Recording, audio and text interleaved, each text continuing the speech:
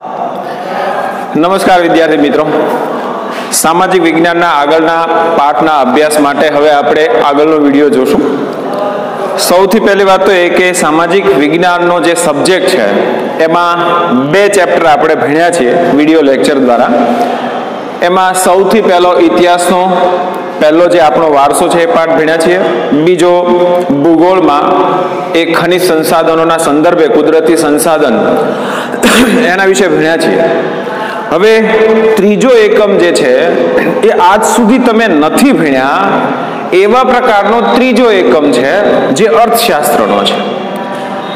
ખાસ કરીને કહું તો 10મા ધોરણમાં જે વિદ્યાર્થીઓ અભ્યાસ કરે છે એ વિદ્યાર્થીઓને સૌથી વધારે આ એકમ અઘરો લાગે છે. એની પાછળનું કેટલાક કારણો જે છે એ કારણોમાં વાત કરીએ તો મહત્વની વાત એ છે કે અત્યાર સુધી જે તમે ભણતા આવ્યા છો એમાં કોઈ જગ્યાએ તમારે આ વિષય ભણવાનો નથી આવ્યો. થોડોક એનો ઉલ્લેખ કોઈક જગ્યાએ હોઈ શકે પણ વિશેષ નહીં. અને ત્યારે થોડીક આંકડાકીય વિગતો, અમુક મુદ્દાસર જવાબ, વિસ્તૃત મોટા છે એ મુદ્દાઓ, આ બધું હોવાના કારણે થોડીક મુશ્કેલીઓ પડે છે. પણ આ સબ્જેક્ટ બરાબર રીતે જો પહેલેથી જ અમારી સાથે સમજવાનો પ્રયત્ન કરશો, જરૂર પડે વિડીયો છે એટલે તમે વારંવાર એને રિપીટ પણ કરી શકો છો. કારણ કે આમાં એવી બધી બાબતો હશે કે એના ઊંડાણમાં જશો તો જ સમજાશે. ઉપર છેલ્લું તમે વાંચી જશો કે થોડુંક સમજી લેશો તો એનાથી તમારું કામ નહીં થાય. એટલે પહેલેથી જ જે અહીંયાથી કહેવામાં આવે છે એને બરાબર ધ્યાનમાં રાખી અને જો તમે એને સમજવાનો પ્રયત્ન કરશો, જરૂર લાગે તો વિડીયો ફરી પાછો એ ચાલુ કરી શકો છો, ફરી પાછો તમે જોઈ શકો છો. ન સમજાય ત્યાં સુધી આગળ નહીં વધવું, એ સમજ્યા પછી જ આગળ વધવાનું છે. અને આ પાઠથી શરૂ કરીને છેલ્લે 21મો પાઠ આપણે પૂરો કરીએ એમાં નાગરિકને લગતી કેટલીક બાબતો બધી આવવાની છે, પણ ત્યાં સુધી છે એ તમારે કમ્પ્લીટ સરસ રીતે સમજાય પછી જ આગળનો મુદ્દો છે જોવાનો છે. જો પહેલેથી જ સરસ રીતે અમારી સાથે આ રીતે તમે જોડાયેલા રહેશો તો આ વિષય જે સૌથી વધારે વિદ્યાર્થીઓનો, મોટા ભાગના વિદ્યાર્થીઓને સૌથી વધારે અઘરો લાગે છે એ જ સબ્જેક્ટ સૌથી વધારે ગમતો થઈ જશે. થોડીક એમાં ચાંચ ડૂબે પછી એમાં રસ પડે છે. તમે એને સમજ્યા પહેલા જ વાંચ્યા કરશો તો મજા નહીં આવે. એટલે અહીંયા જે છે એ કેટલાક જે શબ્દો છે, કેટલીક જે બાબતો છે એને આપણે પહેલેથી સમજવાનો પ્રયત્ન કરશું તો જેમ જેમ આગળ જતા જશું એમ તમને વધારે ઊંડાણમાં લેતા જશે. એટલે કોઈ સવાલ નહીં રહે. અને એક વખત તમે બરાબર મુદ્દાને સમજી ગયા છો તો આપોઆપ તમને એ બધી જ વિષય વસ્તુ તમને યાદ આવ્યા કરશે. તમારે ખાસ પ્રયત્ન નહીં કરવો પડે. બીજી એક હકીકત એ પણ છે કે જો તમે બરાબર સમજ્યા નથી તો ગમે એટલા ફાંફા મારશો નહીં મળે, એ ભૂલી જ જવાનું. એટલે પહેલેથી જ થોડી ગંભીરતાથી એ સરસ રીતે એ સમજવાનો પ્રયત્ન કરજો. તમને જ એવું લાગશે કે ના બહુ મજા આવી ગઈ. અને કોઈ પાઠ આપણે ભણવાનો છે ને ત્યારે તમે જેવો આગ્રહ રાખશો કે સર ઈકો ભણાવો, એટલા સરસ પાઠ એ હોય છે. એટલે કોઈ જાતની ચિંતા નહીં કરવાની, સરસ રીતે સમજવાનું છે. ન સમજાય ત્યાં સુધી વારંવાર એને જોવાનું છે. બાકી તો તમને બધાને કીધેલું છે કે જે કંઈ પ્રશ્નો હોય એને તમે અલગથી લખી લેજો. જ્યારે મળવાનું થશે રૂબરૂ ત્યારે આપણે એને સોલ્વ કરશું. પણ અત્યારે તમે જો એને બરાબર વિડીયો ચેક કરશો, જોશો, ન સમજાય તો ફરી પાછો સમજવાનો પ્રયત્ન કરશો તો મને નથી લાગતું કે એક પણ મુદ્દો એવો તમારો રહે કે જેમાં તમને મુશ્કેલી હોય. હવે અહીંયા તમે જોઈ શકો છો પાઠ 16 આર્થિક વિકાસ. મોટાભાગે આ શબ્દો તમે સમજ્યા છે, જાણો છો. વિકાસનો મતલબ કંઈક વધારો સૂચવે છે અને અહીંયા વિકાસના સંદર્ભે હોય ત્યારે સારી બાબતનો વધારો એવું આપણે સમજીએ છીએ. હવે આર્થિક વિકાસના સંદર્ભે જોતા પહેલા દુનિયામાં 7 અબજ કરતા વધારે વસ્તી છે. હવે તમે એમાં સમજી શકો છો કે કુદરતી સંસાધનો કુદરતે જે આગળના પાઠમાં આપણે જોઈ ગયા છે કે એક મર્યાદિત માત્રામાં મૂકેલા છે. બને છે એવું કે દુનિયાના અમુક ટકા લોકોના હિસ્સામાં બહુ મોટી સંપદા આવી છે, જ્યારે દુનિયાના મોટા ભાગના લોકો આના અભાવગ્રસ્ત જિંદગી પસાર કરી રહ્યા છે. તો આ શું કામ એ સમૃદ્ધ છે, શું કામ એ વધારેમાં વધારે ભૌતિક સગવડતાઓ ભોગવે છે અને બાકીનો દુનિયાનો મોટા ભાગનો હિસ્સો એ શા માટે ગરીબી અવસ્થામાં છે? આ દુનિયાના સંદર્ભે વાત કરીએ તો પણ એ જ છે, ભારતના સંદર્ભે વાત કરીએ તો પણ એ જ છે કે દેશની મોટા ભાગની વસ્તી એ જે છે એમાંથી માત્ર ઉપરના 20% લોકો જ ભૌતિક સગવડતાઓનો પૂરતો લાભ લે છે. 80% વસ્તીમાંથી છેલ્લી 30% વસ્તી તો એવી છે કે જે બિલકુલ ગરીબ અવસ્થામાં છે. હવે ગરીબ અવસ્થા માટે જે વિકસિત અને વિકાસશીલ રાષ્ટ્રો છે એની વ્યાખ્યા જુદી હોઈ શકે. ભારતમાં દાખલા તરીકે આપણે ગરીબ કોને ગણવો એવું જ્યારે કહીએ ત્યારે આમ તો જીવન જરૂરિયાતની ચીજ વસ્તુઓ છે, રોટી, કપડાં, મકાન, આરોગ્ય, શિક્ષણ, હવે કેટલીક બીજી ભૌતિક સગવડતાઓ પણ મળતી થઈ છે. પણ આ જે બાબતો મૂળ જે પાયાની છે એમાંથી કોઈ પણ એક બાબત ન મળતી હોય તો એ ગરીબ ગણાય. એક કરતા વધારે નથી મળતી તો એ દારૂણ ગરીબ છે. તો આ જે અતિ ગરીબ કહી શકાય, દારૂણ એટલે દારૂ પીતો એવો નહીં, પણ અતિ ગરીબ કે અતિ નબળી આર્થિક સ્થિતિ ધરાવે છે. તો આ જે પરિસ્થિતિ છે, હવે સવાલ એ છે કે અમુક ટકા લોકોના હિસ્સામાં જ આટલી વસ્તુ, મોટા ભાગના લોકો કેમ ગરીબ છે? આવું કેમ થયું? શું કામ આવું થાય છે? એમાંથી બહાર નીકળવાનો રસ્તો કયો છે? એ રસ્તો જો બરાબર છે કે નહીં, એનો એક જ જવાબ છે, આર્થિક વિકાસ. હવે દુનિયાનો દરેક દેશ, કોઈ પણ દુનિયાનો દેશ લઈ લો, આખરે આર્થિક વિકાસ કરવા માટે સતત મથતો હોય છે. હવે એના માટે એને કુદરતી સંપદા જે મળી છે એનો ઉપયોગ કરી પોતાની જે માનવ સંપદા છે એ કૌશલ્યનું વધારે સર્જન કરે અને એ પણ એક રાષ્ટ્રીય આવકનો એ હિસ્સો છે વધારવામાં મદદરૂપ તો જ બની શકે. એટલે એવા પ્રયત્નો થતા જ હોય છે. કોઈ પણ દેશ માટે સૌથી મહત્વની બાબત જો આપણે જોઈએ તો દેશની રાષ્ટ્રીય આવકમાં સતત વધારો થવો. યાદ રાખો, અહીંયા રાષ્ટ્રીય આવક છે, આ સતત વધારવો એ કોઈ પણ રાષ્ટ્ર માટે છે એ બહુ મહત્વની બાબત હોય છે અને દરેક રાષ્ટ્ર એના માટે સતત પ્રયત્નશીલ હોય છે. બીજી બાબત, માથાદીઠ આવકમાં વધારો. આ બીજી બાબત છે. પહેલો ટાર્ગેટ રાષ્ટ્રીય આવક વધારવાનો. રાષ્ટ્રીય આવક વધે છે એટલે આપોઆપ માથાદીઠ આવક વધવાની છે. માથાદીઠ આવક મતલબ દેશની ટોટલ આવક ભાગ્યા દેશની ટોટલ જનસંખ્યા. માની લો કે 100 કરોડની આવક થઈ છે, દેશની સંખ્યા 100 કરોડ છે, તો માથાદીઠ આવક 1 રૂપિયો થઈ. મતલબ ટોટલ રાષ્ટ્રીય આવક ભાગ્યા ટોટલ જનસંખ્યા જે ભાગે આવે તેને માથાદીઠ આવક કહેવાય. જેટલી માથાદીઠ આવક ઊંચી એટલી એ વધારે આવક હોવાના કારણે એનું જીવન ધોરણ સુધરી શકે છે.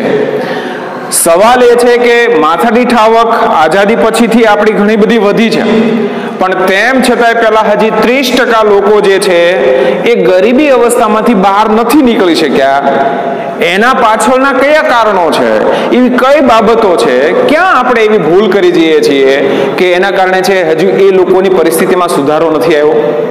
એ સંદર્ભે જે આ ગરીબ અવસ્થામાં છે, દેશની જે મોટા ભાગની વસ્તી મિડલ ક્લાસ મતલબ મધ્યમ વર્ગ છે, એની આર્થિક સુખાકારી વધારવા માટે કેમ હજી આપણે બહુ સક્ષમ સાબિત નથી થયા? એના જે કેટલીક બાબતો છે એને આપણે અહીંયા સમજવાનું છે. કારણ કે જો આ બંને વધે તો જ જીવન ધોરણ સુધરે.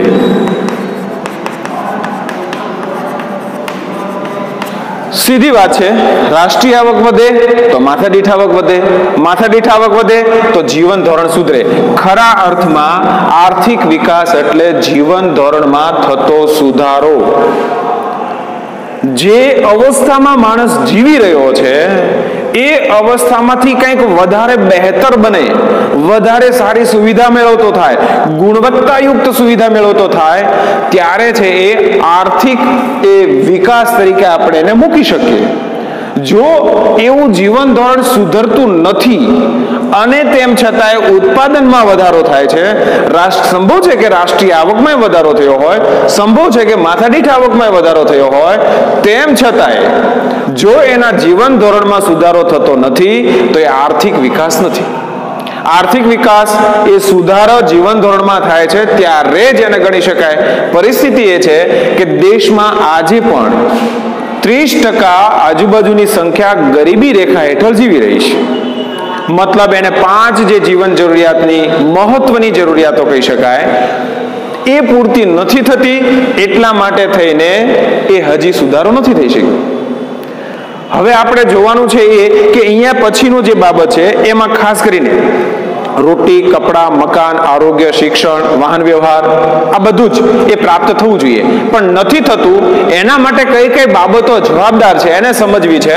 ઉત્પાદન તો વધ્યું જ છે. 1951 પછી પંચવર્ષીય યોજના ને બધું જે કંઈ ચાલુ થયું છે આપણે જાણીએ છીએ કે ત્યાર પછીના આંકડાઓ આપણી સામે આવી રહ્યા છે.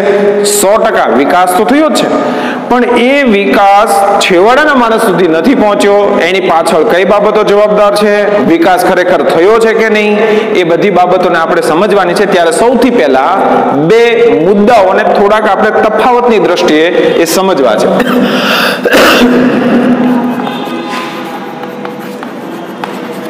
આર્થિક વૃદ્ધિ અને આર્થિક વિકાસ.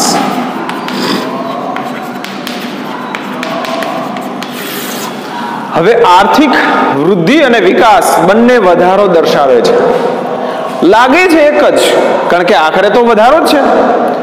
બંને શબ્દો પણ એક સરખા લાગે છે, પણ તેમ છતાંય એની વચ્ચે એક પાતળી ભેદ રેખા છે. એને સમજવી એ ખૂબ જરૂરી છે. 2-3 બાબતોને છે આપણે એમાં સમજવાના છીએ. એમાં પહેલું,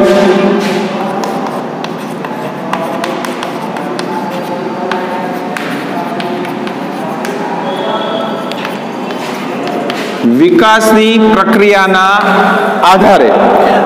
હવે આ વિકાસની પ્રક્રિયા જે છે એમાં 2 શબ્દો હું લખું છું, એક ગુણાત્મક અને બીજું પરિણાત્મક. યાદ રાખો આ બંને શબ્દો. જો આને નહીં સમજો તો ખબર નહીં પડે કે આ બંને બાબતોમાં શું કહેવા માંગે છે. ગુણાત્મક. હવે ગુણાત્મકને તમારે સમજવા માટે એક બહુ સરળ રીતે છે આપણે સમજવું હોય તો ગુણવત્તાયુક્ત એવું સમજો. માની લો કે કોઈ વ્યક્તિ જીવન જીવી રહ્યો છે, એ જે પરિસ્થિતિમાં છે એના કરતાં થોડીક વધારે સારી પરિસ્થિતિ છે એ મેળવતો થાય તો એનું જીવન ધોરણ ગુણવત્તાયુક્ત બન્યું. તમે કોઈ ડોક્ટરી સારવાર લેવા જાઓ છો, એ સારવારમાં તમારે ગમે તે ડોક્ટર હશે પણ ટાચા સાધનો હોવાના કારણે છે તમારી યોગ્ય સારવાર નથી થતી. પણ હવે ભૌતિક રીતે સગવડતાઓ છે એની સાથે જે કેટલાક આરોગ્ય માટે ઉપયોગી છે એવા સાધનો પ્રાપ્ત થયા છે, તો તમારી આરોગ્યની જે સેવા છે એ ગુણવત્તાયુક્ત બની. તમે જે ખોરાક લ્યો છો એ ગમે તે ખાઈને પેટ ભરો છો, એના બદલે તમારા શરીરને જે જરૂરી છે એવા પ્રકારના પોષક દ્રવ્યો યુક્ત એ પોષણક્ષમ આહાર પ્રાપ્ત થાય તો એ ગુણવત્તાયુક્ત છે. તો જ્યારે રાષ્ટ્રીય આવક વધે છે, માથાદીઠ આવક વધે છે, ત્યારે જીવન ધોરણ સુધરે છે. કઈ દ્રષ્ટિએ સુધર્યું? તો કે ભાઈ આર્થિક સગવડતાઓ છે વધવાના કારણે આરોગ્યની વધારે સારી સેવાઓ પ્રાપ્ત થઈ, શિક્ષણમાં વધારે સારી સેવાઓ પ્રાપ્ત થઈ, ખોરાકમાં વધારે સારો ખોરાક મળતો થયો. તો આ છે એક ગુણાત્મક પરિવર્તન છે, અને જે ગુણાત્મક પરિવર્તન છે એ આર્થિક વિકાસ છે. અને અહીંયા છે પરિણાત્મક. યાદ રાખો, પરિણાત્મક એટલે માત્ર વધારો. એના કારણે જીવન ધોરણમાં ખાસ કશો સુધારો ન થતો હોય એવું બની શકે, પણ છતાંય ઉત્પાદન તો વધે જ છે. માની લો કે કોઈ એક ખેડૂત છે 400 મણ કપાસ ઉત્પાદન કરે છે, એના બદલે 500 મણ કપાસનું ઉત્પાદન થયું, તો 500 મણ એટલે 100 મણનો વધારો થયો. પણ તેમ છતાંય એ ખેડૂતના જીવન ધોરણમાં સુધારો ન થાય તો એ માત્ર વૃદ્ધિ છે, ઉત્પાદનની વૃદ્ધિ. એના કારણે કોઈ એની ગુણવત્તાયુક્ત જીવન ધોરણ એ અપનાવી શક્યો ને, ઊભું નહીં થઈ શક્યું. તો એ માત્ર વધારો દર્શાવે છે. તો આ બાબત છે એ સૌથી મહત્વની પહેલા સમજી લેજો કે આર્થિક વિકાસમાં ગુણાત્મક પરિવર્તન છે, મતલબ જે સેવાઓ પ્રાપ્ત કરે છે એ ગુણવત્તાયુક્ત બને, વધારે બહેતર બને, વધારે મળતી થાય. ઇલેક્ટ્રિસિટી છે એ ઇલેક્ટ્રિક આપણને છે એ 24 કલાકમાંથી એ 20 કલાક મળતી હોય, વચ્ચે વચ્ચે લો થઈ જતી હોય પાવર, એના બદલે 24 કલાક તમને પૂરતા પાવર સાથે પ્રાપ્ત થાય તો ગુણવત્તાયુક્ત છે. તો આ જે વધારે બહેતર બને છે એ ગુણાત્મક છે. પરિણાત્મક એટલે 400 ના બદલે 500 થયું, 500 ના બદલે 600 થયું, પણ બાકીના કોઈ પરિવર્તન એમાં જોવા નહીં મળ્યા. તો એ માત્ર એ ઉત્પાદન છે એ વધ્યું છે, એટલે માત્ર એ વધારો છે. એટલે આ બાબત છે એ બંને. તો સૌથી પહેલા છે એ પ્રક્રિયાની દ્રષ્ટિએ જોઈએ તો પહેલા ગુણાત્મક પરિવર્તન આવશે અને પછી છે એ બીજું સ્ટેપ એનું આ છે. મતલબ આના પહેલાની પરિસ્થિતિ આ છે, મતલબ આર્થિક વૃદ્ધિ પહેલાની આર્થિક વિકાસની સ્થિતિ છે એ પેદા થાય છે. એ કઈ રીતે થાય છે એ હવે આપણે બીજા મુદ્દામાં જોઈએ, અર્થતંત્રમાં થતા પરિવર્તનના આધારે.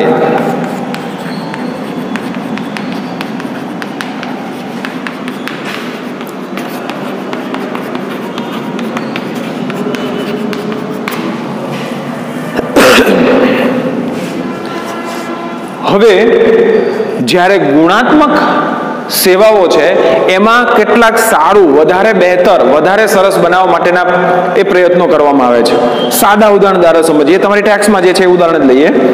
દાખલા તરીકે કોઈ ખેડૂત છે, એક ખેડૂત પોતાના ખેતરમાં જે દર વર્ષે વાવેતર કરે છે એના કારણે અમુક માત્રામાં એનું ઉત્પાદન થાય છે. પણ હવે માનો કે ડાંગર છે, ઘઉં છે, બાજરી છે કે બીજો કોઈ મગફળી, કોઈ પણ પાક છે, એમાં વધારે સારું હાઇબ્રિડ બિયારણ તૈયાર થાય. યાદ રાખજો કે સંશોધિત બિયારણ, સંવર્ધિત બિયારણ એ એક માણસ છે એ સંશોધન ત્યારે જ કરી શકે કે જ્યારે એના વિશે જાણતો થયો હોય, અને જાણે ત્યારે જ કે જ્યારે એને શૈક્ષણિક સારીમાં સારી છે એ સંશોધનની દ્રષ્ટિએ સારી સેવાઓ પ્રાપ્ત થઈ હોય. તો એ સંશોધિત કરેલું બિયારણ જ્યારે વાવે છે ત્યારે માનો કે 300 મણનું ઉત્પાદનના બદલે હવે 400 મણનું ઉત્પાદન થાય છે. તો એ કોના કારણે થયું? સંશોધિત થયેલા બિયારણના કારણે. અને એના કારણે છે વધારે ઉત્પાદન વધવાનું છે. પણ કઈ પરિસ્થિતિના કારણે? તો કે પેલો જે માણસ ગુણવત્તાયુક્ત સેવાઓ પ્રાપ્ત કરી અને ગુણવત્તા સભર બન્યો અને એના સંશોધન થકી આ પ્રક્રિયા છે અસ્તિત્વમાં આવી છે. એટલે વધારો થયો, પણ કોના કારણે? ગુણાત્મક પરિવર્તનના કારણે. બીજું એવું પરિવર્તન આવી શકે જેમાં માની લો કે આવા કોઈ સંશોધનની જરૂર નથી, પણ જે વિસ્તારમાં ખેતી થઈ રહી છે, માની લો કે 13 કરોડ હેક્ટરમાં આપણે ઘઉંની ખેતી કરીએ છીએ, એના બદલે 16 કરોડ હેક્ટરમાં હવે ઘઉંની ખેતી કરીએ છીએ. તો એ જે વિસ્તાર, વાવેતર વિસ્તાર વધવાના કારણે છે એ થયું છે. એમાં બીજું કોઈ ખાસ પરિવર્તન પહેલી બાબત નથી. તો એ વાવેતર વિસ્તાર વધ્યો છે અને એના કારણે ઉત્પાદન વધ્યું છે. તો એમાં ખાસ બીજા સંશોધન કે એવું કઈ ઉપયોગી નથી. અને તેમ છતાંય ઉત્પાદન તો વધ્યું જ છે. સંભવ છે કે ગુણવત્તાયુક્ત જે સુધારાઓ તમે સંવર્ધન કર્યા છે એમાં ન પણ હોય, તો એ વધારો તો છે જ, પણ આ કોઈ બાબતના કારણે નથી. એટલે એને આપણે ઉત્પાદનની વૃદ્ધિ કહી શકીએ. તો ગુણાત્મક પરિવર્તન એ જ્યારે સંશોધન કરે છે ત્યારે ગુણાત્મક પરિવર્તન છે, એના કારણે વધે છે. તો પરિસ્થિતિ પહેલાની થઈ અને આ સંશોધન થયા પછી આનો વધારો થાય છે. યાદ રાખો કે પહેલા જે આપણે ખેતી કરતા હતા, જૂના પુરાણા યંત્રોથી ખેતી કરતા હતા. પહેલા જે આપણી ઔદ્યોગિક ઉત્પાદિત એકમો હતા, એ ઔદ્યોગિક ઉત્પાદિત એકમો જે છે એ પણ પરંપરાગત સાધનોથી જ ઉત્પાદન કરતા હતા. તો એની છે એ માત્રા ઉત્પાદનની ઓછી હતી. હવે આજના સમયમાં આપણે એમાં સંશોધિત કરીને હાઇબ્રિડ એ કહી શકાય, સંશોધિત કહી શકાય એવા યંત્રો છે, બિયારણ છે, એનું છે ઉત્પાદન કર્યું, એના કારણે આપણી ઉત્પાદન ક્ષમતા વધી ગઈ છે. તો પહેલા સંશોધન મતલબ ગુણાત્મક પરિવર્તનના કારણે છે એક વધારે સંશોધન કરી શક્યા અને એના કારણે ઉત્પાદન વધ્યું. તો પરિસ્થિતિ પહેલી કઈ થઈ? તો કે પરિસ્થિતિ પહેલી છે એ આર્થિક વિકાસની થઈ અને એના કારણે ઉત્પાદનમાં છે એ વૃદ્ધિ થઈ છે, એવું આપણે છે કહી શકીએ. પછી વિકસિત અને વિકાસશીલ દેશના અર્થતંત્ર.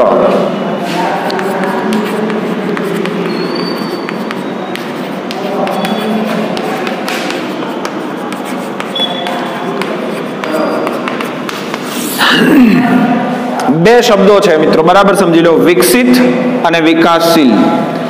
અહીંયા પણ ઉત્પાદનના સાધનોમાં એ થોડીક બાબતોને આપણે ધ્યાનમાં લેવી પડશે, કારણ કે બંને દેશ વિકાસશીલ હોય અને વિકસિત હોય, આ બંને દેશમાં ઉત્પાદન તો થાય છે, પણ એના કારણે આર્થિક વિકાસ જે છે એ આર્થિક વિકાસમાં શું તફાવત થાય છે એને આપણે બરાબર અહીંયા સમજવાનું છે.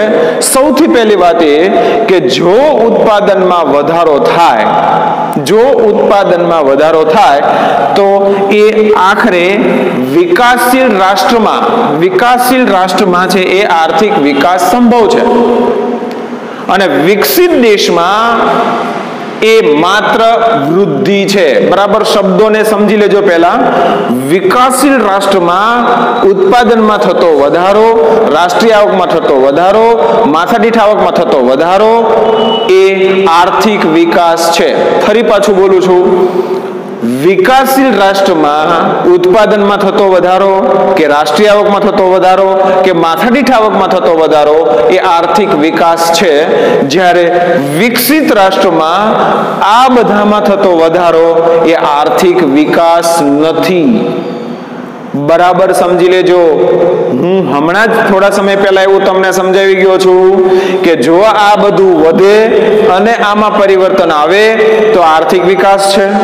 અને હવે પાછું એવું કહું છું કે વિકસિત રાષ્ટ્રોમાં આ બધું વધે છે તેમ છતાંય ત્યાં તો આર્થિક વૃદ્ધિ જ છે, તો ત્યાં કેમ આર્થિક વિકાસ નહીં? હવે બરાબર એને સમજી લો. પરિસ્થિતિ એ છે કે વિકસિત રાષ્ટ્ર ક્યારે બન્યું હોય? મેક્સિમમ લોકોને જીવન જરૂરિયાતની તમામ ભૌતિક સગવડતાઓ બહુ સરળતાથી પ્રાપ્ત થતી હોય. તમારા ઘરે માની લો કે પંખો નથી અને પંખો લઈ આવો છો તો આર્થિક વિકાસ થયો. હવે ગરમ હવાના બદલે થોડી ઠંડી હવા મળે તો સારું, એટલે પંખાના બદલે તમે કુલર બસાવો છો તો એ વિકાસ થયો. હવે એવું લાગે છે કે નહીં, આ પાણીની ઝંઝટ ને આ બધું ક્યાં સુધી, એના કરતા હવે એસી રાખીએ તો આર્થિક વિકાસ થયો. પણ આ લોકોના ઘરે તો એસી છે જ, આ લોકોના ઘરે તો કાર છે જ, આ લોકો તો રોજગારી પ્રાપ્ત કરે છે, આ લોકોની અમુક મર્યાદાથી ઉપરનો પ્રકારનું જીવન ધોરણ છે જ. તો હવે આવક વધવાથી એના જીવન ધોરણમાં ખાસ કશો ફેરફાર થવાનો નથી. બરાબર સમજો.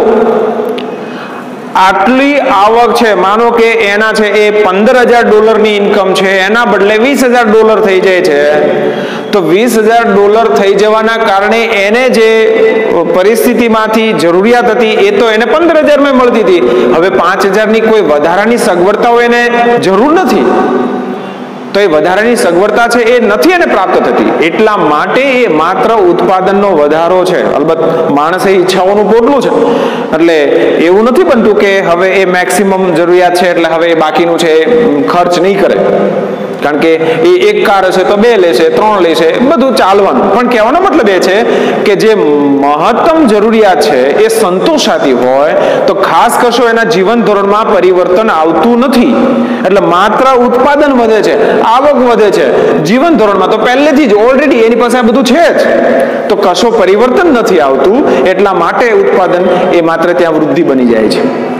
ફરી પાછું હજી ટૂંકમાં રિપીટ કરી લો. બરાબર સમજી લેજો કે વિકાસશીલ રાષ્ટ્રમાં જો આ બધું વધે છે તો જીવન ધોરણમાં 100% સુધારો આવે છે. પંખો હોય તો કુલર લેશે, કુલર હોય તો એસી લેશે, સાયકલ હોય તો બાઇક લેશે, બાઇક હોય તો કાર લેશે, એટલે સુધારો થયો. પણ વિકસિત રાષ્ટ્રોમાં તો આ બધું એની પાસે છે જ, એટલે ઉત્પાદન વધવા છતાંય એની પાસે કાર છે તો હવે શું લેવાનું હોય, તો ત્યાં એની પાસે છે જ. એટલા માટે ત્યાં આર્થિક વિકાસ નહીં કહી શકાય, પણ ત્યાં માત્ર એ વૃદ્ધિ છે.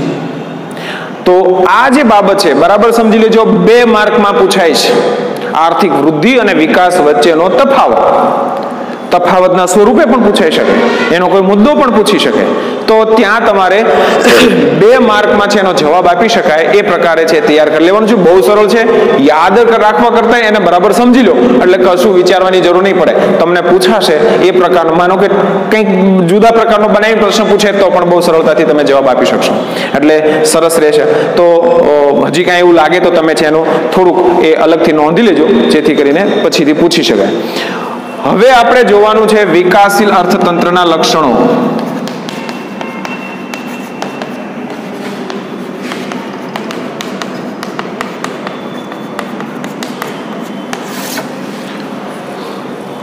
વિકાસશીલ મતલબ હજુ જેને વિકાસ કરવાનો બાકી છે. મોટાભાગે વિકાસ ક્યારેય અટકતો નથી, પણ જે જરૂરિયાત મુજબનો છે. હમણાં મેં શરૂઆતમાં તમને કીધું કે વિકાસશીલ અર્થતંત્રમાં લગભગ 3/4 ભાગની જનસંખ્યા ગરીબી રેખા હેઠળ હોય છે. આ જ્યાં સુધી એ બધાને ગરીબી રેખાથી ઉપર ન લાવીએ ત્યાં સુધી આપણો વિકાસ અધૂરો છે એવું સમજવું પડે. તો આવા જેટલા રાષ્ટ્રો છે એનું અર્થતંત્ર કેવું હોય, અર્થતંત્ર મતલબ ત્યાંની છે આર્થિક પરિસ્થિતિ કેવી હોય એને આપણે અહીંયા સમજવાની છે. હવે એના માટે એક સરળ રસ્તો એ છે, માનો કે એમાંથી ભૂતકાળમાં અર્થતંત્રના કોઈ પણ બે લક્ષણો સમજાવો એવું પૂછાતું હોય છે, ભવિષ્યમાં પણ છે પૂછાઈ શકે. ત્યારે કેટલાક લક્ષણો છે એ બહુ સરળતાથી યાદ રાખવા હોય તો આપણા ભારતના અર્થતંત્રને એની સાથે સરખાવતા જશું, કારણ કે ભારત એ હવે ઝડપથી વિકાસ કરતો દેશ ખરો પણ છે તો વિકાસશીલ અર્થતંત્ર. એટલે હવે જે લક્ષણો આપણે જોવાના છીએ એ ભારત સાથે કેટલાક અંશે સુસંગત એ થાય છે, મતલબ વધતા ઓછા અંશે, ભલે સંપૂર્ણ રીતે એ નહીં હોય, કદાચ એવું બની શકે, પણ એ કોઈક ને કોઈક જગ્યાએ તો આપણને અસર કરતા બને છે. તો જ્યારે એ લક્ષણો જોઈએ છીએ ત્યારે આપણે એને જોતા જશું એટલે તમને છે એમાં ખ્યાલ આવતો રહેશે. એમાં પહેલું લક્ષણ છે નીચી માથાદીઠ આવક.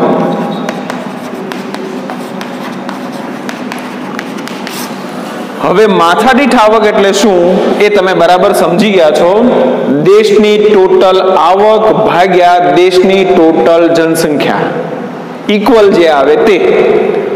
તો અહીંયા છે એ નીચી માથાદીઠ આવકનો મતલબ શું છે તો કે ભાઈ જે માથાદીઠ રાષ્ટ્રીય આવક જે છે એ રાષ્ટ્રીય આવકને ટોટલ સંખ્યા વડે ભાગતા એનો ગ્રાફ નીચે આવી જાય છે. 2004માં જે વર્લ્ડ બેંક દ્વારા જે સંસ્થા દ્વારા જે એક રેશિયો નક્કી થયો એમાં $735 કરતા જેની રાષ્ટ્રીય આવક ઓછી છે એ ગરીબી રેખા હેઠળ છે ગણી શકાય. આવો એક ક્રાઇટેરિયા નક્કી થયો. તો એના કરતા ઓછી આવક ધરાવતા એ ગરીબી રેખા હેઠળ આવે છે. હવે આવું બને છે શું કામ તો કે મોટાભાગે વિકાસશીલ રાષ્ટ્રો જે છે ને એમાં વસ્તીનું પ્રમાણ છે ઘણું ઊંચું હોય છે. ભારત એ વિકાસશીલ રાષ્ટ્ર છે, મેં કીધું સરખાવતા જશું. આજે આપણે 135 કરોડ કરતા વધારે સંખ્યા છે થવાની શક્યતાઓ છે, મતલબ 1.25 અબજ કરતા વધારે સંખ્યા એ ભારતમાં છે. તો રાષ્ટ્રીય આવક જે છે એ આવડી મોટી સંખ્યાને છે એ તમે ફાળવશો ત્યારે સ્વાભાવિક છે કે આવક બહુ ઓછી થવાની. હા, એનો મતલબ એવો નહીં કે બધાને આટલી જ આવક મળે છે, એમાંના 20% લોકો છે વધારે લઈ જતા છે, આગળનો મુદ્દો છે ત્યારે જોઈશું આપણે. તો રાષ્ટ્રીય આવક જે વધી છે, માથાદીઠ છે એ વધી છે, પણ તેમ છતાં એની સાથે દેશની વસ્તી પણ વધે છે. એટલે જે વ્યક્તિગત જે માથાદીઠ આવક જે એને આપવી જોઈએ, મળવી જોઈએ, એ પ્રાપ્ત નથી થતી, એટલે એ ગરીબી અવસ્થા જેવી પરિસ્થિતિમાં ઊભી થાય છે. વિકાસશીલ અર્થતંત્રનું પહેલું લક્ષણ છે નીચી માથાદીઠ આવક. ત્યાર પછીનું બીજું જે લક્ષણ છે વસ્તી વૃદ્ધિનો દર, ઊંચો દર. યાદ રાખો, વસ્તી વૃદ્ધિનો દર 2% કરતા વધારે હોય. આ સામાન્ય લાગતો આંકડો બહુ મોટા સ્વરૂપનો હોય છે. યાદ રાખો કે હંમેશા વસ્તીમાં એ હજારે ગણતરી થાય છે. તમારી જાણકારી માટે કહી દઉં, માત્ર માની લો કે 2.5% દરે છે વધારો થતો હોય તો 2 આખા અને 1 અડધો માણસ ના હોય શકે. એટલે ત્યાં છે સીધું તમારે 1000 જવું પડે. તો દર 1000 વ્યક્તિએ 25 વ્યક્તિનો છે વધારો થતો હોય દર વર્ષે, દર 1000 વ્યક્તિએ દર વર્ષે 25 વ્યક્તિનો વધારો થતો હોય તો એ 2.5% છે. હવે વિચારો, દર 1000 25 તો દર લાખે ગણો, પછી દર 1 કરોડે ગણો, પછી એ 100 કરોડે ગણો, તો એનો આંકડો છે એ બહુ મોટો થતો હોય છે. એટલે આટલા મોટા પ્રમાણમાં છે વસ્તી વધારો હોય છે. અલબત્ત એને આપણે 0% સુધી છે લઈ જવો છે. અત્યારે 1.7 ની સમથિંગ છે એ આપણો વસ્તી વધારાનો દર છે, 2 કરતા થોડોક ઓછો, જે ખૂબ ઊંચો ગણાય.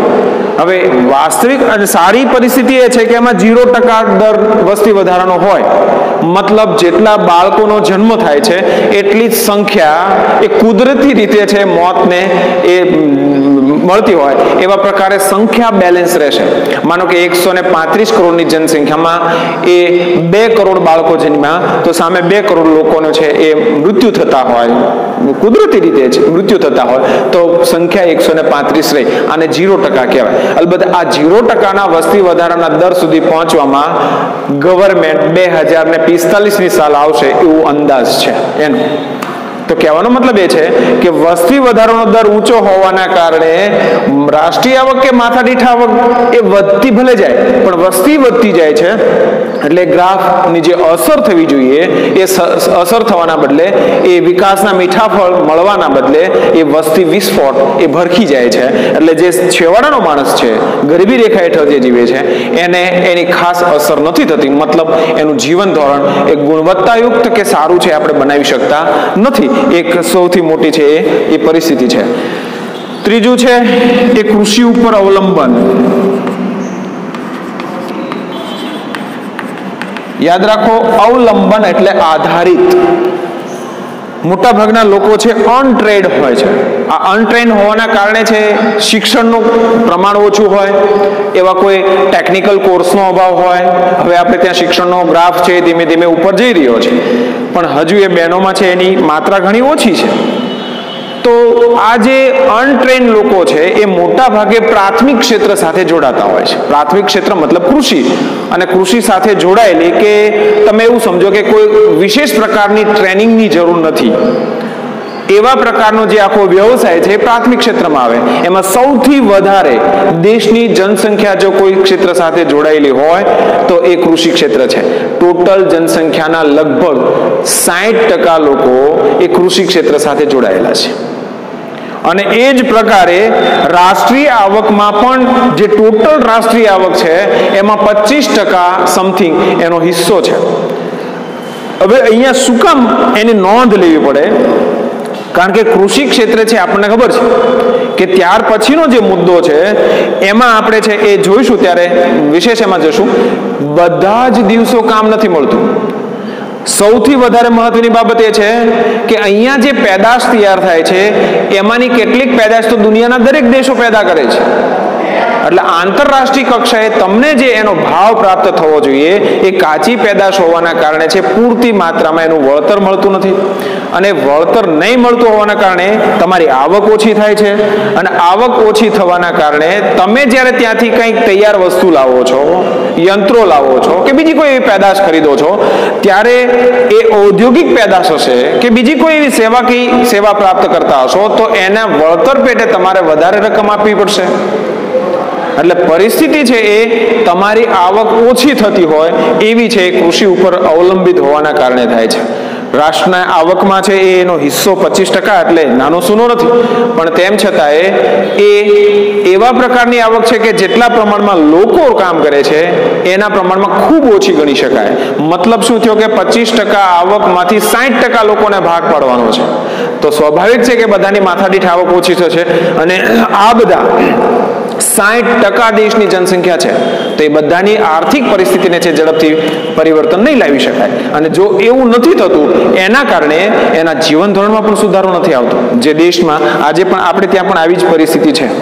ત્યારે વિદ્યાર્થી મિત્રો, આપણે વિકાસશીલ અર્થતંત્રના લક્ષણો 3 જોયા. હવે ચોથા લક્ષણની વાત કરીએ તો ચોથું લક્ષણ છે આવકની અસમાન વહેંચણી. યાદ રાખો, આવક છે અને અસમાન વહેંચણી કેવા પ્રકારે અસ્તિત્વમાં આવે છે એ જોઈએ. હવે મોટા ભાગે દેશની ટોટલ જે જનસંખ્યા છે અને દેશની ટોટલ રાષ્ટ્રીય આવક જે છે એમાં સરખા ભાગે છે એ વિતરણ થવાના બદલે અમુક જગ્યાએ અમુક ટકા હિસ્સો છે એ સ્થિર થઈ જાય છે. સમજી લઈએ એની ટકાવારી સાથે જોઈએ તો દેશની જે ટોચના 20% લોકો છે, એક ઉદાહરણ દ્વારા આપણે સમજવાનો પ્રયત્ન કરીએ તો વધારે સરળ રહેશે. માની લો કે 100 વ્યક્તિ છે અને એની સામે 100 રૂપિયા છે. હવે આ રૂપિયા છે, આ સંખ્યા છે. હવે દેશની ટોટલ જે જનસંખ્યા 100% છે એમાંથી 20% જનસંખ્યા, યાદ રાખો માત્ર 20%, એ આવકમાંથી 40% હિસ્સો લઈ જાય છે. હવે તમે અહીંયા જોશો તો બંનેની સંખ્યા આંકડાગત રીતે જોઈએ તો અહીંયા છે એ 20% સંખ્યા છે એ ગઈ, વધી કેટલી 80%. અહીંયા જે ટોટલ આવક છે એ આવકની સાથે સરખાવીએ તો અહીંયા 40% ગઈ, મતલબ કેટલી વધી? 60. હવે તમે સમજી શકો છો કે 20% સંખ્યા 40% રકમ લઈ જાય છે. હવે 80% ના ભાગે કેટલી બચી? માત્ર 60%. હવે એને વધારે સરળતાથી જોવું હોય તો છેવાડાના જે 20% લોકો છે એની સાથે સરખાવીએ તો ફરી પાછું જોઈ લઈએ કે આ 20% ના ભાગે માત્ર 10% રકમ આવે છે, મતલબ ટોટલ જનસંખ્યા જે છે એના 50%. હવે તમે સમજી શકો છો કે અહીંયા 20% સંખ્યા છે, 40% રકમ છે, મતલબ ડબલ રકમ થઈ. આમાં વધતા ઓછા પ્રમાણમાં હોઈ શકે, પણ અહીંયા જે છે એ 40% રકમના બદલે અહીંયા માત્ર 10% છે, મતલબ પહેલાના કરતા ચોથા ભાગની રકમ. એટલે બહુ ઓછો હિસ્સો એના એક ક્ષેત્ર ભાગે આવશે. મતલબ હવે આટલી નાની રકમ હોવાથી એનો કોઈ આર્થિક વિકાસ થઈ શકશે નહીં.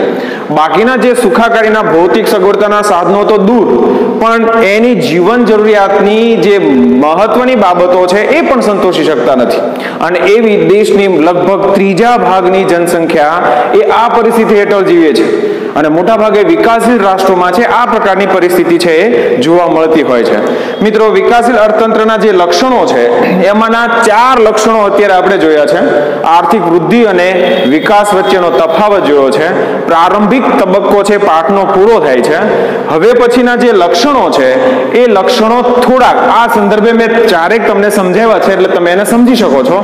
આગળના થોડાક આવતીકાલે જ્યારે તમે ફરી પાછો વિડીયો જોવા બેસો ત્યારે થોડાક આગળના લક્ષણો છે બરાબર ચેક કરીને આવજો, વાંચીને આવજો. સમજાઈ જાય જરૂર નથી, એ સમજવાનો પ્રયત્ન આપણે સાથે કરશું, પણ થોડાક જો વિચારીને આવશો તો સમજવામાં વધારે સરળતા રહેશે. એટલે થોડાક આર્થિક વૃદ્ધિ અને વિકાસ વચ્ચેનો તફાવત 2 માર્કમાં મેં તૈયાર કરવાનું કીધો છે. માથાદીઠ આવક અને આર્થિક વિકાસ શું છે એને સમજી લેવાનું છે. અને લક્ષણો મેં તમને કીધું છે કે બોર્ડની પરીક્ષામાં પણ કોઈ પણ 2 મહત્વના લક્ષણો સમજાવો તો એમાંના આ લક્ષણો આવી શકે છે. એટલે જેટલા તમે જોયા છે એને બરાબર સમજી લેવાના છે, આગળનું વાંચતા આવવાનું છે. અચ્છા, ધન્યવાદ.